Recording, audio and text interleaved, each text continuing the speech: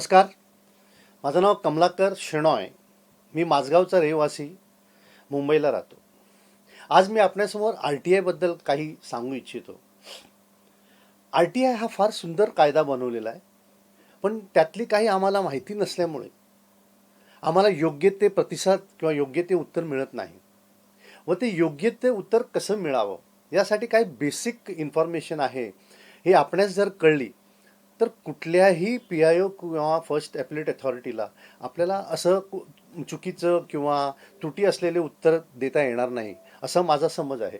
आणि जे काय मला माहिती आहे मी आपणास शेअर करतो. जर ह्यात काही चुकलेलं असेल किंवा चुकीचं असेल तर मला आपण एज्युकेट करावं, हे आपल्याला सर्वांना नम्र विनंती. सर, हे जे RTI आहे ह्याचा मेन उद्देश काय आहे की प्रत्येक सिटिझनला कायद्याचा अभ्यास असलं पाहिजे आणि ज्ञान असलं पाहिजे, जेणेकरून पब्लिक सर्वंट हे व्यवस्थितपणे काम करतील व त्यामुळे करप्शन आणि ट्रान्सपरन्सी मिळून करप्शनला आळा बसेल. ह्याचा हा मुख्य उद्देश आहे. आणि त्यामुळे आपण जर पाहिलात की सेक्शन 2F बघा.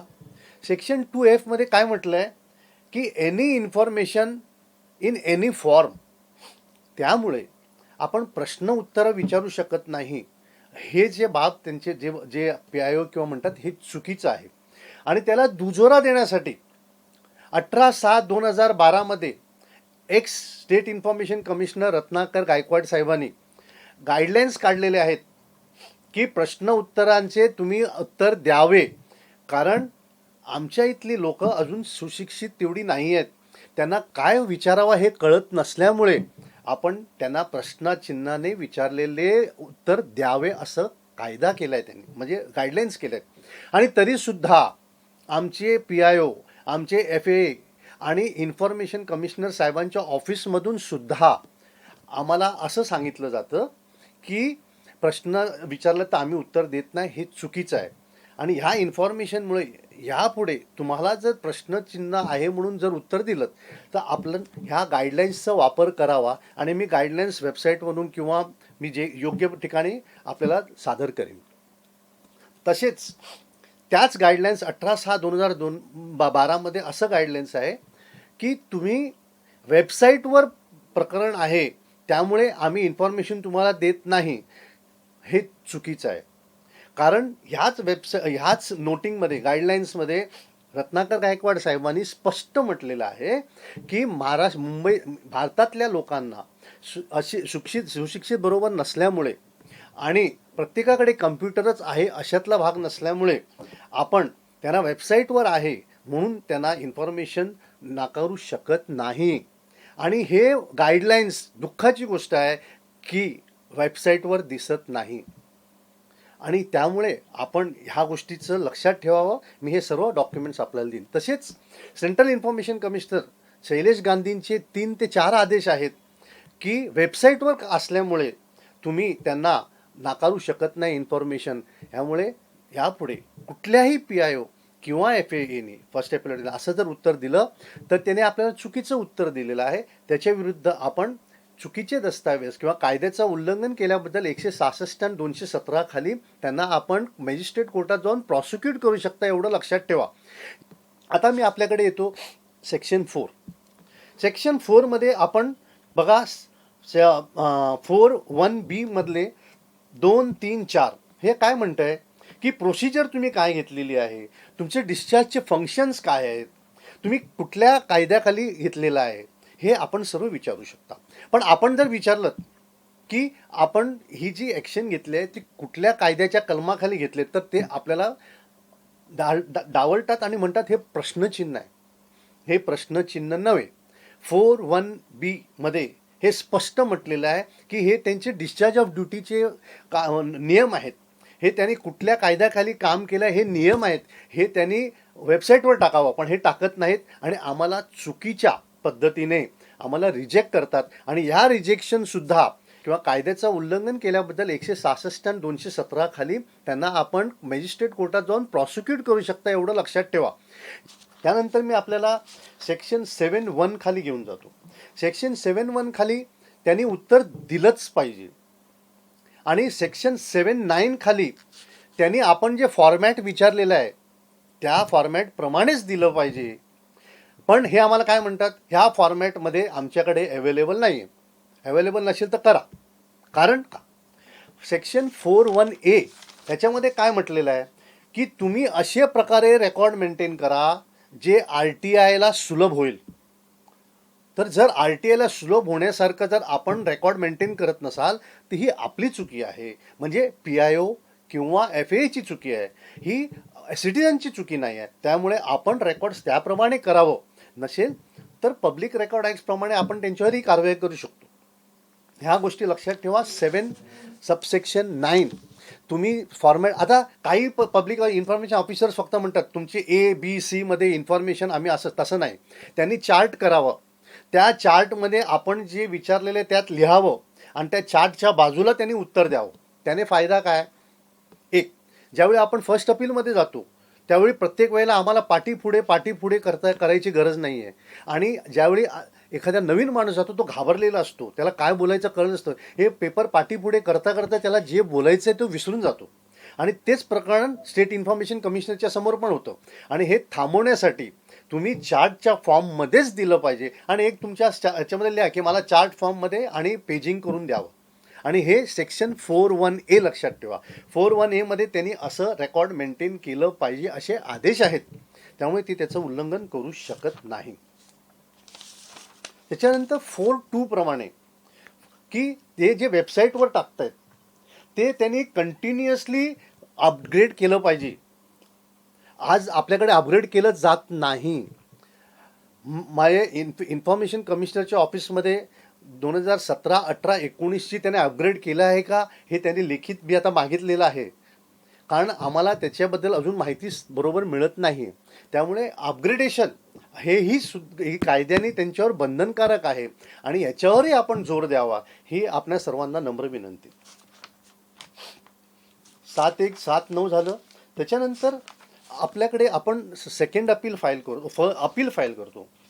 अपील फाईल करताना आपले अपिलेट अथॉरिटी काय करतात, तुमच्यावर अक्षरशः तुम्हाला ते असे जजसारखेच वागतात. ते क्वाझी ज्युडिशियल अथॉरिटी आहेत. एखाद्या पोलीस ऑफिसरच्या समोर म्हणजे DCP साहेबांच्या समोर आपली अपील आहे तर DCP साहेब कसे करतात, ते आपल्याला पोलीस खात्यातले रिप्रेझेंटेटिव्ह म्हणून आपल्यासमोर बोलतात. RTIच्या अपीलमध्ये ते पोलीस खात्याचे रिप्रेझेंटेटिव्ह नाही, ते RTIचे रिप्रेझेंटेटिव्ह आहेत. आणि त्यांना फक्त RTI मधल्याच कायद्याप्रमाणे काम करायचं आहे. हे आपण त्यांच्या निदर्शनास आणावं जर ते चुकत असतील तर. कारण आपण जर सेक्शन 22 पाहिलात, सेक्शन 22 मध्ये काय म्हटलं आहे की RTI ॲक्ट हे सर्व कायद्यावर ओव्हररायडिंग होणार आहे. त्यामुळे आमच्या CRPC मध्ये असं तरतूद नाही, ह्याच्याशी आमचा काही संबंध नाही. CRPC हे तुमच्यासाठी आहे. तुम्ही आज RTIचे प्रवक्ता आहात आणि RTIच्या प्रवक्त्याप्रमाणे सेक्शन 22 प्रमाणे RTI ॲक्ट जे म्हणेल त्याप्रमाणेच तुम्हाला आदेश करायचे आहेत, त्याप्रमाणेच तुम्हाला आमच्याशी संपर्क कॉरेस्पॉन्डन्स करायचं आहे. हे आपण लक्षात घ्यावं. आता अपील फाईल करताना, अपील फाईल झाल्यावर ज्यावेळी हिअरिंगला जातो, हां तुमचं म्हणणं काय हे असं विचारलं जातं. असं नाही. सेक्शन 12 रेग्युलेशन 12 ऑफ सेंट्रल लक्षात घ्या, लिहून घ्या. Central information commission management regulation 2007 ह्याच्यामध्ये आपण जर सेक्शन 12 पाहिलं तर सेक्शन 12 प्रमाणे काय होतं की फर्स्ट ॲपिलेट अथॉरिटीनी PIOचे लेखी म्हणणे घ्यावे आणि ते लेखी म्हणणे तुम्हाला अगोदर द्यावं, जेणेकरून त्या लेखी म्हणण्यावर तुम्ही तयारी करून आर्ग्युमेंटला जाऊ शकता. पण आजपर्यंत मला कुठेही असं सापडलेलं नाही. FAA मध्ये पण म्हणा किंवा इन्फॉर्मेशन कमिशनरच्या ऑफिसमध्ये सुद्धा. आणि हे जे आहे आपण सेक्शन 11च्या अपीलमध्ये जर पाहिलात तर म्हटलं आहे की written evidence on oath on affidavit PIO आणि FAAने म्हणजे FAA समोर म्हणजे फर्स्ट ॲपिलेट अथॉरिटी समोर PIOने ॲफिडेव्हिटवर द्यावं आणि सेकंड अपीलला PIO आणि FAAने ॲफिडेव्हिटवर द्यावं. म्हणजे खोटं बोललात त्यांना 193, 199 खाली 7 वर्षाची सजा होऊ शकते. म्हणून आजपर्यंत आपण त्याला कुठे इन्सिस्ट नाही केलं, कारण आम्हाला त्याची कायद्याची माहितीच नव्हती. आपण आता हे इन्सिस्ट करायचं आहे की PIO आणि FAAनी right to information rules 2012 rule 11 ह्याप्रमाणे तिथे लिहिलेलं आहे प्रोसिजर फॉर डिसाइडिंग अपील्स. आणि त्यामध्ये असं लिहिलेलं आहे की कमिशननी ओथवर ॲफिडेव्हिटवर त्यांचं म्हणणं घ्यावं एक, आणि तुम्हाला जे डॉक्युमेंट्स पाहिजे त्याचं इन्स्पेक्शन करावा किंवा ते मागू शकतात, ते त्यांना सांगू शकतात की आम्हाला प्रोड्यूस करा. पण आजपर्यंत कुठल्याही अपिलेट अथॉरिटीने असं केलेलं मला तरी माहिती नाही आहे. कारण त्यांनी प्रोड्यूस केल्यावर मग आपल्याला सेकंड अपीलला जायची गरजच नसते. पण हे प्रोड्यूस करतच नाही आहेत, त्यामुळे हे आदेश दिल्यानंतर पण त्याचं इम्प्लिमेंटेशन होत नाही आणि आपल्याला सेकंड अपीलला जाऊन धक्के खायला लागतात. आणि त्यामुळे सेकंड अपीलवरचं पण लोड वाढतं, आपलाही लोड वाढतं आणि बाकीच्यांचाही लोड वाढतो. यासाठी आपण rule 11 procedure to deciding appeals ह्याचा थोडासा अभ्यास करा. फक्त ते 5 लाईनीचं आहे. आम्हाला PIOने ॲफिडेव्हिट दिलं पाहिजे एक, आणि त्यांच्याकडनं ते डॉक्युमेंट्स घेतलं पाहिजे. हे जर आपण इन्सिस्ट केलात की 50% प्रॉब्लेम तिथेच सॉल्व्ह झाले. आणि रेग्युलेशन 12 प्रमाणे त्यांनी जर लेखी उत्तर दिलं की तिथे प्रॉब्लेम सॉल्व्ह झाला. आता तुम्ही ह्याच्यानंतर ज्यावेळी फर्स्ट अपीलला सेकंड अपीलला येतात तर सेकंड अपीलमध्ये सुद्धा हा कायदा लागतो की त्यांनी ॲफिडेव्हिट द्यावं, पण आजपर्यंत घेतलं जात नाही. एवढंच नव्हे, आपण जे प्रश्न विचारतात ते कुठेही रेकॉर्डवर आणलं जात नाही, ना फर्स्ट अपील अथॉरिटी आणत नाही आणि इन्फॉर्मेशन कमिशनरसुद्धा आणत नाही. ते काय म्हणतात, ह्यांनी म्हटलेलं ऐकलं, त्यांनी म्हटलेलं ऐकलं आणि माझा निष्कर्ष. अहो तुम्ही कोर्ट आहात, आम्ही काय म्हटलं हे लिहा, PIOने काय म्हटलं हे लिहा आणि त्याच्या खाली तुमचं काय म्हणणं आहे हे लिहा. असं काही केलं जात नाही बरेचशा ठिकाणी आणि त्यामुळे हा गोंधळ होतो. जर आपल्याला एज्युकेशन करून हे तुम्हाला माहिती पडल्यानंतर जर आपण इन्सिस्ट केलात की ह्या सेक्शनप्रमाणे आपण जर केलात नाही तर मी इमिजिएटली मेल पाठवतो की आपण हे केलेलं नाही आणि ह्याच्यावर आपली कारवाई होईल. असं जर आपण नम्रपणे, साहेब PIO आणि FAA आणि हे सुद्धा माणूस आहेत, कधी चुकू शकतात, त्या चुकावर आपण बोट दाखवायचं नाही. पण ते मुद्दाम चुका करत असतील किंवा जाणून बुजून करत असतील तर कायद्याचं त्यांना आपल्याला ज्ञान द्यायचं आहे आणि ते करण्यासाठी भाग पाडायचं आहे. हा फरक लक्षात घ्या. आम्ही त्यांची चुका काढत नाही, आम्ही त्यांना असिस्ट करतो आहे की RTI इन्फॉर्मेशनला कसं काय चांगल्याप्रकारे आपण त्यांना सर्व करू शकतो. त्यानंतर आपण कंप्लेंट फाईल करता, त्या कंप्लेंटमध्ये 18 सबसेक्शन 3 जर आपण पाहिलात तर त्याच्यामध्ये इतके सुंदर आहेत की ही सुद्धा रिसिव्हिंग ऑफ एव्हिडन्स आहे. इथे सुद्धा असं म्हटलं गेलेलं आहे की एव्हिडन्स तुम्ही ॲफिडेव्हिटवर घ्यावं, पण आजपर्यंत कोणी घेतलेलं नाही. मग तुम्ही रिक्विजिशन एनी पब्लिक रेकॉर्ड, तुम्ही पब्लिक रेकॉर्ड मागू शकता, जे इन्फॉर्मेशन पब्लिक रेकॉर्डवर आहे ते मागू शकता, पण आजपर्यंत मागवलेलं नाही आहे. आमच्या इकडे सेकंड अपीलमध्ये आणि कंप्लेंटमध्ये काय केलं जातं, त्यांना तुम्ही ह्या तारखेपर्यंत द्यावं, संपलं. मग त्याच्यानंतर ते झालंय की नाही कोण बघणार, हे कुठेही होत नाही. माझे कित्येक मॅटरमध्ये मला इन्फॉर्मेशन आजही मिळालेलं नाही सेकंड अपील आणि कंप्लेंटच्या नंतर. मग त्यासाठी काय आहे, आपण रिमाइंडर करावं. आणि रेग्युलेशन म्हणजे central information commission management regulation 2007चं रेग्युलेशन 4 नंबर लक्षात ठेवा, रेग्युलेशन 4 त्यातलं सबसेक्शन 15 त्यामध्ये काय लिहिलेलं आहे, the registrar shall be responsible for ensuring compliance of the orders, directions or decisions passed by the commission and to take all necessary steps in this regard. म्हणजेच काय, हे कमिशनवर बंधनकारक आहे की तुम्ही जे काय आदेश देता त्याचं पालन झालंय की नाही हे बघणं तुमचं कर्तव्य आहे. पण असं कुठेही होत नाही. आणि एखाद्याला कायद्याचं ज्ञान नसेल तर कमिशनमधले ऑफिसर्स त्यांना विचारतात, असं कुठे आहे हो हायकोर्टात तुम्ही असं विचारता का हो. तर आपल्याला ज्ञान नसल्यामुळे आपण डोकं हलवतो आणि येतो. आता जर तुम्हाला हा प्रश्न जर कोणी केलात की तुम्ही हायकोर्टाला विचारता का हो, आम्हाला ते शक्य आहे का हो, तर त्यांना सांगायचं the central information commission management regulations 2007चं रेग्युलेशन 4 मधलं 15, रेग्युलेशन 4 मध्ये सबसेक्शन 15 मध्ये स्पष्ट म्हटलेलं आहे की हे तुमचं कर्तव्य आहे. आता हे जर करत नसतील तर परत 166-217 खाली तुम्ही ह्यांच्यावर फौजदारी खटला करू शकता आणि त्यांच्यावर दबाव तयार करू शकता. ह्या जसं आम्हाला सर्वसाधारण माणसाला कायद्याची भीती असते, तसंही ह्या जे PIO आहेत, FA आहेत किंवा बाकीचे आहेत, यांनाही कायद्याची भीती असली पाहिजे.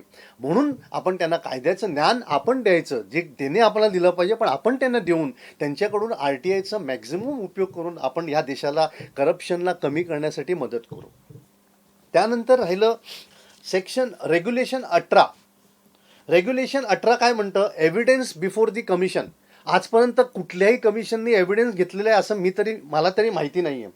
त्याच्यामध्ये असं म्हटलं आहे की examine or here in person receive evidence on affidavit from the central public information officer, central assistant public information officer and such senior officer who decided the first appeal. ह्याचाच अर्थ काय की सेकंड अपीलमध्ये तुम्ही PIO किंवा assistant PIO किंवा first appellate authority याने ॲफिडेव्हिटवर द्यावं. आज ॲफिडेव्हिटवर देणं खोटं हे सोपं गोष्ट नाही, कारण तुम्ही सरळ 7 वर्षासाठी जेलमध्ये जाता. त्यामुळे हे ॲफिडेव्हिट रेकॉर्डर आणत नाहीत. पण आपण जर इन्सिस्ट केलं की याने ॲफिडेव्हिटवरच द्यावं, तर पुढची कारवाई आपोआप होणार आणि कोणी खोटं ॲफिडेव्हिट देऊ शकणार नाहीत आणि आम्हाला आमचं इन्फॉर्मेशन मिळेल. सेकंड अपिलेट अथॉरिटीला त्यांचं रिलॅक्सेशन मिळेल, कारण लोक दुसऱ्या अपीलला जाण्याची गरजच नाही, फर्स्ट अपीलला जाण्याचीच गरज नाही. तेवढे पेपर वाचतील, टाईम वाचतील, लोकांचं येणं जाणं वाचेल.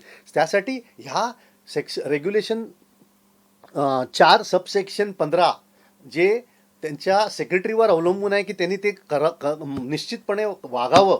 आणि सेक्शन 18 रेग्युलेशन 18 जे एव्हिडन्स आणि रूल्सचं सेक्शन 15, ह्या गोष्टी, या 3 गोष्टी जर आपण लक्षात ठेवलात तर आपल्यासमोर कुठल्याही PIO, कुठलाही FA यांना तुम्हाला इन्फॉर्मेशन चुकीच्या मार्गाने नकारण्याचं प्रश्न उद्भवत नाही. आता दुसरी गोष्ट अशी आहे की आपल्याला अज्ञान असल्यामुळे आपल्याला सांगितलं जातं की तुम्हाला 150 शब्दाच्या ह्याच्यात दिलं पाहिजे. 150 शब्दाचं कुठेच लिहिलेलं नाही आहे.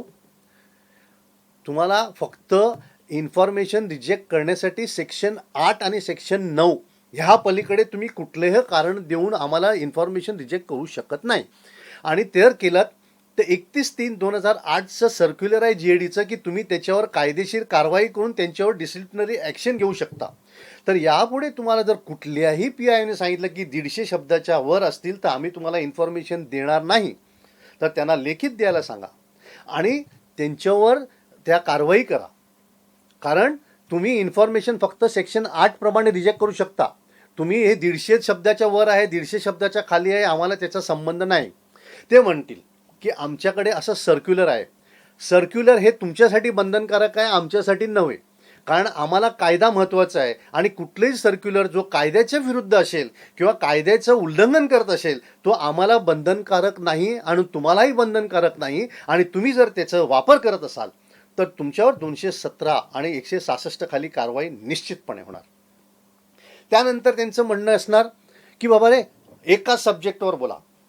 एक सब्जेक्ट ठरवणार कोण? कुठे म्हटलं आहे? Any information in any form, कुठे राहिलं आहे? त्याच्यानंतर सेक्शन 6 सबसेक्शन 3 प्रमाणे काय आहे की जर हा इन्फॉर्मेशन तुमच्या डिपार्टमेंटचा नसेल तर तुम्ही दुसऱ्या डिपार्टमेंटकडे फॉरवर्ड करा. मग एक सब्जेक्टचं लिहिण्याचं तुम्ही कुठल्या आधाराने आम्हाला विचारताय, सांगताय? तुम्ही बेकायदेशीर जर कारवाई करत असाल तर आम्ही तुमच्यावर 166-217 प्रमाणे कारवाई करू. ही त्यांच्यात भीती राहिली पाहिजे. तुम्ही सब्जेक्टचं डेफिनेशन काय? एक सब्जेक्टचं डेफिनेशन काय? आता मी एखाद्या फायर ब्रिगेडकडे ॲप्लिकेशन केलं की मला फायरबद्दल इन्फॉर्मेशन पाहिजे की तुम्ही तुमच्या मुंबईमध्ये किती फायर लागले, तर फायर ब्रिगेड काय म्हणणार? तुम्ही आम्हाला कुठे फायर लागली ते दाखवा. असं कसं म्हणू शकतं? किंवा इन्फॉर्मेशन कमिशनरकडे तुम्ही ॲप्लिकेशन केलात की मला तुमच्या ह्या इन्फॉर्मेशन पाहिजे. नाही नाही नाही, तुम्ही फक्त ह्याच्याबद्दल बोला. फक्त कुठे कायदा आहे? 6(3) काय म्हणतं? You can forward the application to the concern department. त्यामुळे तुमचं सर्क्युलर हे कायद्याचं उल्लंघन करतं आणि त्यामुळे ते आमच्यावर बंधनकारक नाही. या 2 गोष्टीचा फार गैरवापर होतोय आणि त्यासाठी मी आपल्यासमोर आलो आहे की ह्या गैरवापराला बळी पडू नका. हा RTI आमच्यासाठी आहे, सिटिझनसाठी आहे. त्याच्यामुळे ह्याचा पुरेपुरे वापर आपण करावं. आपण ज्यावेळी फर्स्ट अपील अथॉरिटीकडे जाता किंवा आपण सेकंड अपीलमध्ये जाता तर तोंडी आर्ग्युमेंट कराच, पण त्याबरोबर लेखी रिटर्न आर्ग्युमेंट्स पण द्या.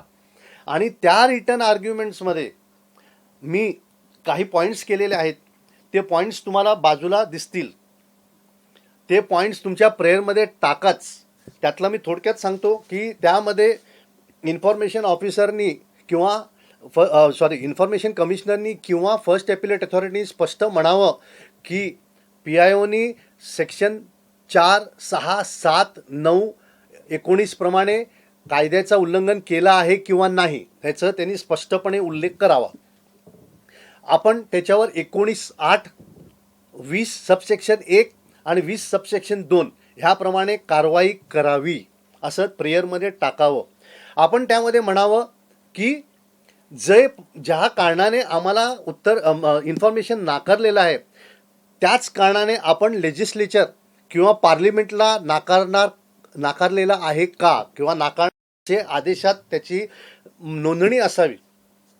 त्यानंतर आपण स्पेसिफिकली म्हणावं की इन्फॉर्मेशन कमिशनरनी 4(2) प्रमाणे त्यांच्या वेबसाईटमध्ये हे अपडेट केलेलं आहे का. बऱ्याचशा वेळी हे आम्हाला सांगतात वेबसाईटमध्ये आहे आणि वेबसाईटवर तसं काही नसतं. तर आपल्या प्रेयरमध्ये हे लिहा, जे इन्फॉर्मेशन मला सांगितलेलं आहे वेबसाईटवर आहे, त्या वेबसाईटवर ज्या प्रकारे दिसतं त्या प्रकारची कॉपी मला सादर करावी, असंही प्रेयर टाका. आणि त्याच्यानंतर मी हे जे तुम्हाला रेग्युलेशन 11, रेग्युलेशन 4 सबसेक्शन 15 हे जे दिलेलं आहे त्याचं मी सर्व नोंद यात केलेली आहे आणि तुम्हाला साईडवर तुम्हाला दिसेल. ह्याचं काटकोरपणे न विसरता हे तुमच्या प्रत्येक ॲप्लिकेशनच्या प्रेयरवर राहिलंच पाहिजे. आणि ज्या दिवशी हे तुमच्या प्रेयरमध्ये आलं, त्याचं उत्तर जे FAA आहे किंवा जे इन्फॉर्मेशन कमिशनर आहे त्यांना उत्तर दिलंच पाहिजे. आणि नसेल दिलं तर परत 166 217 खाली येतं. ज्या कोण FAA आहे किंवा जे कोण PIO आहेत किंवा जे कोण अधिकारी आहेत त्यांना प्रोटेक्शन फक्त कधी आहे, सेक्शन 21 मध्ये त्यांना प्रोटेक्शन ज्यांनी जर गुड फेथमध्ये काम केलं तरच आहे. पण ह्या सर्व गोष्टीने जर आपण हे प्रूव्ह करू शकलो की हे मेलाफाईड आहे, ह्याच्यात हॉनेस्ट इंटेन्शन्स नाही आहेत, ह्याच्यात कोणाला तरी वाचवायचा प्रयत्न आहे किंवा इन्फॉर्मेशन दडवायचा प्रयत्न आहे, तर त्यांना सेक्शन 21 खाली प्रोटेक्शन मिळत नाही. तर आपल्याकडे असा गैरसमज आहे की त्यांनी काही केलं तर त्यांना प्रोटेक्शन असतं, असं अजिबात नाही आहे. आणि त्यासाठी हे म्हणजे मी आता उजव्या बाजूला तुमच्या बाजूला आहे ते वाचावं आणि ते नियमितपणे प्रत्येक ॲप्लिकेशनमध्ये त्याची नोंद असावी, जेणेकरून समोरच्याच्या लक्षात येईल की आता आमच्या RTI ॲप्लिकेंट पहिल्यासारखेचे नाही आहेत, ह्यांना कायद्याचा संपूर्ण अभ्यास आहे आणि आम्हाला यापुढे याच्याशिवाय गय नाही आहे, ह्यांना चांगलं इन्फॉर्मेशन दिल्याशिवाय.